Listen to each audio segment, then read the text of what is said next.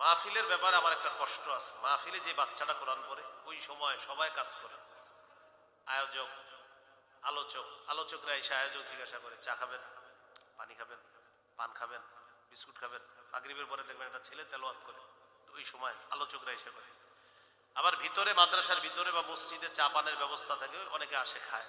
তো ওনারা ওই টাইমে চা পান বাড়ায় দেয়, আর বলে কি একটু পরে হুজুরে আলোচনা শুরু করবো, তাড়াতাড়ি যা খাওয়ার খায়ালো। মানে এখন যে তেলাওয়াত হইতেছে এটা কোনো কাম না, একটু পরে হুজুর যেটা করবো এটা কাম। এটা বহুত কষ্টের কথা। সূরা আরাফের 204 নম্বর আয়াতটা শুনেন, আল্লাহ তাআলা বলেন ওয়াইযা কুরিআল কুরআনু ফাসতামিউ লাহু ওয়া আনসিতু লাআল্লাকুম তুরহামুন। আল্লাহ তাআলা বলেন যখন কোরআন তেলাওয়াত করা হয়, যখন কোরআন পাঠ করা হয়, ফাসতামিউ লাহু, কান পেতে কোরআন শুনবা, এক নাম্বার হুকুম। দুই নাম্বার আনসিতু, চুপ থাকবা।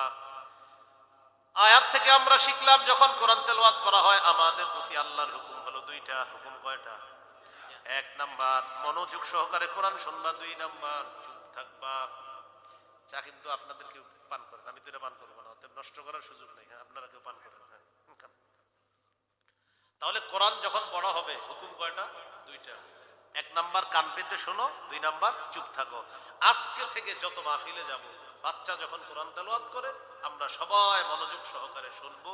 আয়োজক, আলোচক, কমিটি, শ্রোতা, মাইকম্যান, আশেপাশে যারা থাকবে সবাই এমন করবেন, শুধু চুপ চুপ চুপ কোরআন তেলাওয়াত হইতেছে। কারণ আল্লাহ বলছে তোমার কাজ তোমাদের দুইটা, কান দিয়ে শুনবা, চুপচাপ শুনবা। পাশের কেউ কথা বললে এমন করবেন, মুখ দিয়ে বলবেন নাই কোরআন তেলাওয়াত হইতেছে, চুপ চুপ। দেখবেন আপনার জীবনটা আল্লাহ রহমতময় বানায় দিবেন। হ্যাঁ, আল্লাহর ওয়াদা তো, আল্লাহ বলছে লাআল্লাকুম তুরহামুন, তোমাদের প্রতি দয়া করা হবে। আমি আল্লাহর হুকুমটা মানো। দুইটা হুকুম, কোরআন তেলাওয়াত করলে মন দিয়ে শুনবা, চুপ থাকবা, আমি আল্লাহর ওয়াদা তোমাকে রহমতের চাদরে আবদ্ধ করব। তাহলে আজকে থেকে আমরা কোরআন যখন পড়া হবে কেউ অবহেলা করব না ইনশাআল্লাহ। একটা হাদিস শোনাই, শোনানোর পর সিদ্ধান্ত নিয়েন ভবিষ্যতে আর কোরআন তেলাওয়াতের সময় কথা বলবেন কিনা, হাদিসটা শুনে না। একদিন রাতের বেলা রাসূল সাল্লাল্লাহু আলাইহি সাল্লাম তার স্ত্রী আয়েশা সিদ্দিকা রাদিয়াল্লাহু তাআলা আনহাকে নিয়ে হাঁটতে বের হয়েছে। মাঝে মাঝে রাতের বেলা স্ত্রীকে নিয়ে হাঁটতে বের হবেন, এটা সুন্নাত। তবে মেলা টালায় যায় না, এমনি আশেপাশে রাস্তায় হেঁটে, বিবিরি নিয়ে রাস্তায় একটু হাইটেন রাতের বেলা। বেশি রাত না, মানে এশার পরে হাঁটলেন, এশার আগে খানা খেয়ে ফেললেন আর এশার নামাজের পরে একটু হাঁটলেন, এরকম হতে পারে। নবীজি তার স্ত্রীকে নিয়ে হাঁটতে বের হলেন, আয়েশা সিদ্দিকা রাদিয়াল্লাহু তাআলা আনহা। হঠাৎ গিয়ে দেখে নবীর এক সাহাবী আবু মুসা রাদিয়াল্লাহু তাআলা দাঁড়িয়ে দাঁড়িয়ে কোরআন তেলাওয়াত করতেছে রাতের বেলা। আম্মাজান আয়েশা সিদ্দিকা রাদিয়াল্লাহু তাআলা আনহাকে নিয়ে নবীজি তার পিছনে দাঁড়ায় গেলেন। এই হাদিসটা আপনাদেরকে আমি শুধু শোনাবো এতটুকু না, আল্লাহর হস্তে হাদিসটা আজকে বালিশে মাথা লাগায় একটু কল্পনা করবেন যে একজন সাহাবী তেলাওয়াত করতেছে, তার পিছনে যিনি দাঁড়িয়েছেন তিনি শ্রেষ্ঠ নবী, শ্রেষ্ঠ রাসূল, শ্রেষ্ঠ মাখলুক, আল্লাহর পরে তিনি শ্রেষ্ঠ, তার উম্মত শ্রেষ্ঠ উম্মত, তাকে শ্রেষ্ঠ ধর্ম ইসলাম দেওয়া হয়েছে, তাকে শ্রেষ্ঠ গ্রন্থ কোরআন দেওয়া হয়েছে, তার সুপারিশে আল্লাহ বিচার ব্যবস্থা শুরু করবেন।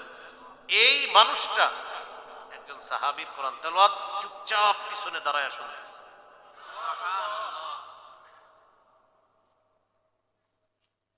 কাকে নিয়ে? স্ত্রী। কোন স্ত্রী?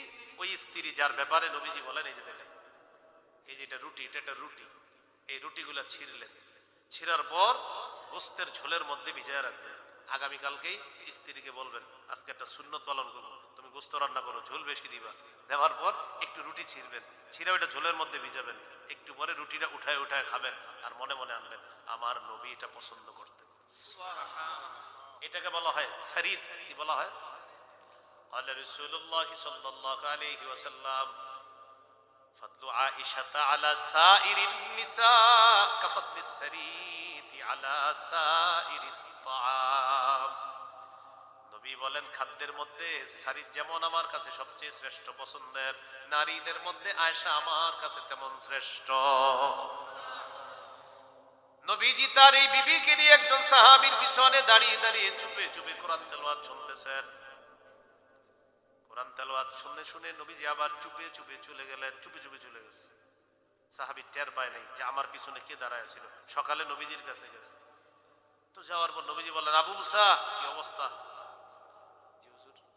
গত রাতে কোথায় ছিলা? সুবহানাল্লাহ। অমুক জায়গায় দাঁড়ায় কোরআন তেলাওয়াত করতেছিলা, ঠিক না? হুজুর, জি। আপনি কেমনে জানলেন? নবীজি বলেন, আমি আর আয়েশা তোমার পিছনে দাঁড়িয়ে চুপচাপ তোমার তেলাওয়াত শুনলাম, আবার চুপচাপ চলে আসছি। সাহাবী বলে, ইয়া রাসূলুল্লাহ লাউ আলিমতু বিমাকানিকা লাহাব্বাতু লাকা তাহবীরা।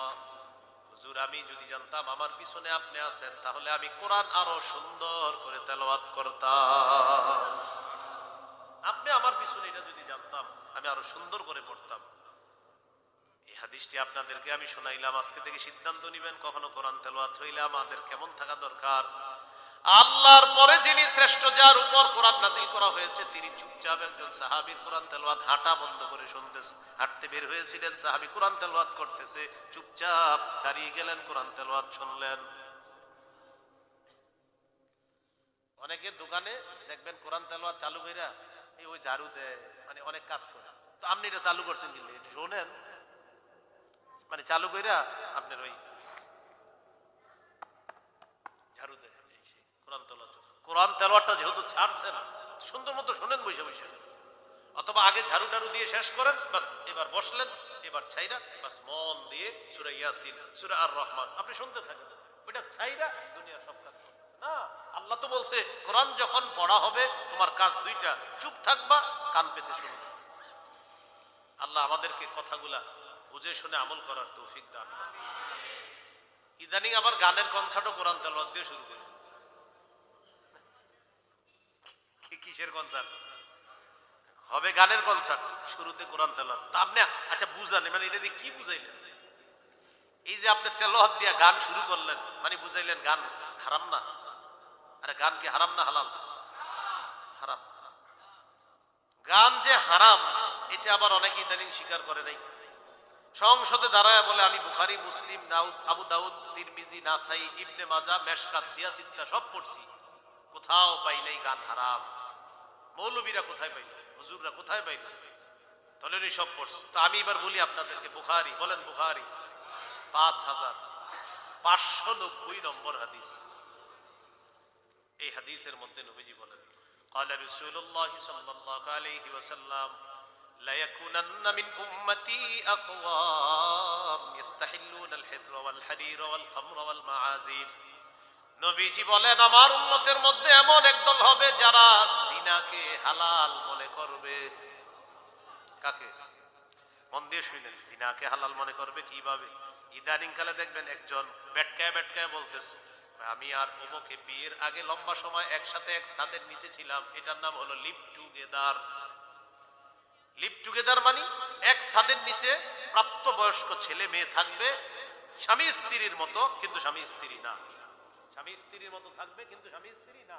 ইদানিং পেপার পত্রিকায় লেখালেখি হইতেছে, এবং সেটা জোর গলায় বলতেছে যে আমরা একসাথে ছিলাম আর আমাদের আব্বা আম্মা আমাদেরকে সমর্থন করছে। কেমন মা বাপ আর কেমন সন্তান। এখন এটা যখন আমার একজনে বলছে, আমি বলার পর আমি বললাম, এটা তো টেনশনের কিছু না, পেপারেও আসছে দেখবেন। আমি বললাম, এটা তো অসম্ভব কিছু না। কেন? আমাদের নবী বলছে এক জামানায় আমার উম্মত হবে একদল যারা জিনাকে হালাল মনে করবে। তা আপনি এটা আশ্চর্য হওয়ার কি হলো? এরা তো হালাল মনে করতেছে জিনা, একদম স্পষ্ট। লিভ টুগেদার যেইভাবে আপনার স্লোগান দিতেছে বাংলাদেশে, কেমন যেন জনগণ এটা মেনেও নিয়েছে, কিছুদিন পরে এটা ব্যাপক হয়ে যাবে। না, বাংলাদেশ এটা মুসলিম কান্ট্রি, এ দেশে এই জাতীয় আকাম ভবিষ্যতে আর চলতে দেওয়া হবে না। এটার বিরুদ্ধে জোরালো প্রতিবাদ হতে হবে। ইসলামী রাষ্ট্র কায়েম করার কোনো বিকল্প নাই। ইসলামী রাষ্ট্র কায়েম করতে হবে। তাহলে জিনাকে হালাল মনে করবে একদম। যুবক ভাইয়েরা কষ্ট নিয়েন না, আপনারা ঘন্টার পর ঘন্টা যে মোবাইলে কথা বলেন কোনো মেয়ের সাথে, এবং যেটা অবৈধ সম্পর্ক, সেটা আপনার কানের জিনা হচ্ছে, মুখের জিনা হচ্ছে, বলার জিনা হচ্ছে, অন্তরের জিনা হচ্ছে। এই তো জিনাকে আপনি হালাল মনে করছেন। সহিহ বুখারীর বর্ণনা 6612 নম্বর হাদিস। রাসূল সাল্লাল্লাহু আলাইহি সাল্লাম বলেছেন, আমার উম্মতের একদল, তাদেরকে আল্লাহ জিনা দ্বারা পরীক্ষা করবে, আর ওই পরীক্ষায় অনেকে ফেল করবে। নবীজি বলেন, এই জিনায় যারা পাশ করবে এই পরীক্ষায়, তারা তো পাশ করে ফেললো, বেশিরভাগ ফেল করবে। কিভাবে? বলবে, আমরা দুইজন রাতে কথা বলি ফজরটা একসাথে পড়ার জন্য। ইমাম সাহেব থেকে আবার জিজ্ঞাসা, হুজুর ওই সাহারি একসাথে খাইয়া ঘুমানোর জন্য, এমনি দুইজন কোনো খারাপ কথা বলি না, তো সাহারি খামু, আমি হেরে জায়গায় দিব, হ্যাঁ আমারে জায়গায় দিব, মানে ইমাম সাহেব যাতে বলে আর কি, না না মাশাআল্লাহ এটা খুব ভালো কাজ, না হারাম হারাম, আবার এটা ভালো কাজ হয় কি? এই যে আপনার জিনাকে হালাল মনে করবে আমার উম্মতের একদল, এটা নবীজি বলছেন। ঘরে ঘরে জিনা হচ্ছে, মা বাবা এই পাশে ঘুমাইতেছে, সন্তান পাশের রুমে, সে জিনা করতেছে, মা বাবা জানেও না, কারণ সে যা করছে চোখের জিনা, কানের জিনা, মুখের জিনা, অন্তরের জিনা, বুখারীর বর্ণনা নবী বলে দিয়েছে। এখন বলেন এই জিনা মুক্ত কয়টা ঘর আপনি দেখাইবেন? এক নাম্বার ইস্তাহিল্লুনাল হিররা, জিনাকে হালাল মনে করবে। দুই নাম্বার আল হারিরা, রেশমের পোশাক হালাল মনে করবে। সিল্কের পাঞ্জাবি যারা পরেন যুবক ভাই, ওই সিল্কের পাঞ্জাবিটা কেনার আগে ভালো করে যাচাই বাছাই করে কিনবেন, কারণ অনেকে ষড়যন্ত্র করে মুসলমান সন্তানের গায়ের মধ্যে রেশমের পাঞ্জাবি তুলে দেওয়ার জন্য কৌশলে সিল্কের পাঞ্জাবির মধ্যে রেশমের সুতা ঢুকায়া দেয়। সিল্কের পাঞ্জাবি রেশমের সুতা দিয়ে দিবে, আপনি বুঝতেও পারবেন না রেশম তো আপনার জন্য হারাম। এই হারাম পোশাক পরে মসজিদে নামাজ পড়তেছেন, আপনি জানেনও না। এটা একটা ইন্টারন্যাশনাল ষড়যন্ত্র যে সিল্কের পাঞ্জাবির ভিতরে রেশমের পোশাক, রেশমের সুতা ঢুকাইয়া দিবে। অনেক সময় সিল্ক রেশম পার করতে করতে কষ্ট হয়ে যায়। এই জন্য যুবক যারা সিল্কের পাঞ্জাবি পরেন বুঝে শুনে দেখে কিনবেন, কারণ আপনার গায়ে ওই সিল্কের কাপড়ের মধ্যে যদি রেশম ঢুকাইয়া দেয়, হ্যাঁ ঠিক আছে আপনার গুনাহ হবে না, কারণ আপনি জানেন নাই, কিন্তু ও তো আপনারে কৌশলে আপনার গায়ে একটা হারাম জিনিস ঢুকাই দিচ্ছে। এই হলো আল হারিরা, রেশমের পোশাককে হালাল মনে করে। তিন নাম্বার ওয়াল খামরা, মদ হালাল মনে করবে। কি হালাল মনে করবে? এই তো আর 11 দিন পরে ঘটনা দেখবেন। ওয়াল মাআজিফা, বাদ্যযন্ত্রকে হালাল মনে করবে। কি যন্ত্র?